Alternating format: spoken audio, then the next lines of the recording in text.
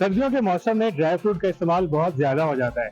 लेकिन क्या आप ये जानते हैं कि जो ड्राई फ्रूट आप खरीद रहे हैं वो इस साल का है या फिर 2-4 साल पुराना है?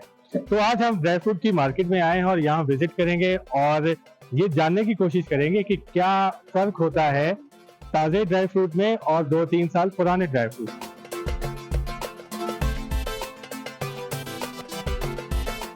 वो जो पुराना सामान होता है वो भी इस तरह, क्योंकि यहाँ पे पाकिस्तान में ह्यूमिडिटी बहुत ज़्यादा होती है, तो जून जुलाई के महीने में जब उसकी प्रॉपर स्टैकिंग अगर ना की जाए तो उसमें वो फंगस वगैरह का होता है। लेकिन यह है कि वो भी लोग पूरी कोशिश कर रहे हैं कि इसको सामान को स्टोर में भिजवा दें और वहाँ से वीडियो अपनी ज़रूरत के तहत उसको मंगाते रहे, तो ताकि वो उसका सामान ख़राब ना हो। ठीक है। अच्छा, क्या ये जो ड्राई फ्रूट है ये भी एक्सपायर होता है? जी हाँ, ड्राई फ्रूट एक्सपायर होता है। इसके ऊपर 2 साल की एक्सपायरी लिखी होती है, पिस्ते के ऊपर भी, काजू के ऊपर भी।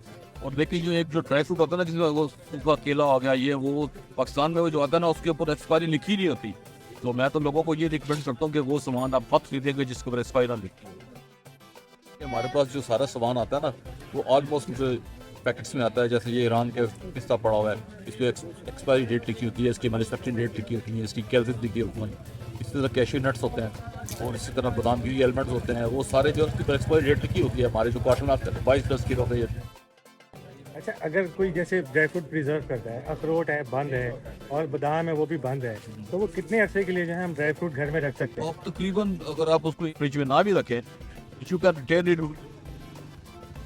For about 2 years।